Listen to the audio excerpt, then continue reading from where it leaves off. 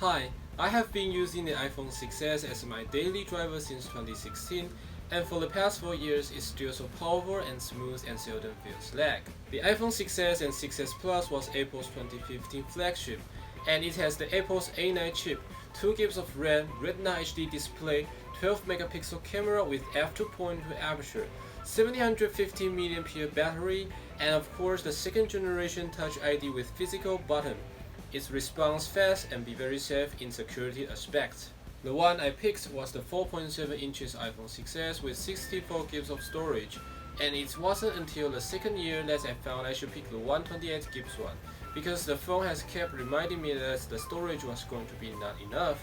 Every time I go travel with my girlfriend and want to take some photos, or every time my friends invite me playing some mobile games, I have to delete apps or pictures to make sure there's enough space for me to do the things mentioned above.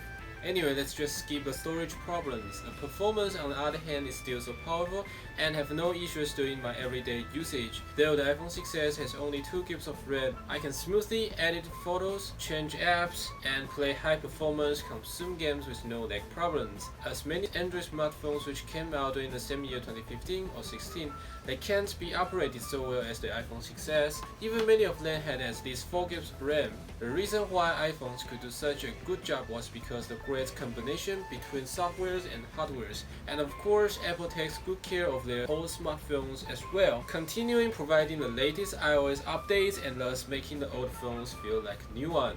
Next, when it comes to the camera, I got to say you can take good pictures during daytime with the rear main 12 megapixel camera, which had a big improvement from its previous generation 8 megapixel iPhone 6 camera. And here are several examples.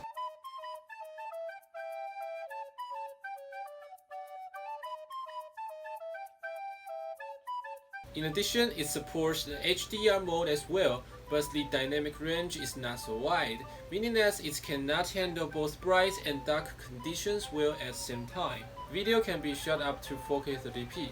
Similarly, it has better performance in the daytime just like photography. And here's one thing important to mention.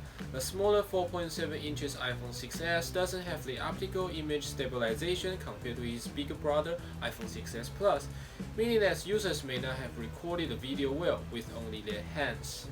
Okay, then we look at the front. There's another 5 megapixel FaceTime camera, and even it has a feature of lighting up the whole screen for a short period of time as a flashlight for night shooting.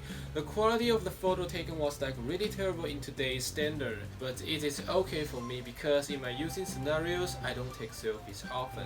And speaking of the display, the iPhone 6s has an LCD Retina HD display with 1400:1 contrast ratio and can get maximum 500 nits brightness. And honestly speaking, as an average consumer like me, I can hardly find difference of displays between iPhone 11 and 6s. I love watching YouTube videos, and such display on iPhone 6s is totally fine to me. Next, compared to today's phones which tend to be heavier and bigger, the size and the weight of the iPhone 6s is really good. Holding it in the hand feels comfortable, and I can easily reach to any corner of the phone within one hand. Last but not least, there's a biggest problem of using iPhone 6s in 2020 though. As you can see, the phone shows me that the battery health status still remains 84%, but normally the truly using time definitely less than 2 hours. If I play games or scrolling through social medias, the battery drains so fast that I must recharge the phone with the portable charger all the time in case it suddenly shut down. Finally, so is the iPhone 6s still not a bad choice in 2020? Yes, but no. Since the iPhone 6s can still handle most of people's using scenarios nowadays well, having such device in 2020 is reasonable. But as we can see in the near future, iPhone 6s seems to be not supported by the newer version of iOS, and also have battery problems and etc. As a result, definitely not recommend to buy a new iPhone 6s in 2020. Okay, hope you guys enjoyed this video. Make sure to like this video thumbs up and click that subscribe button as well.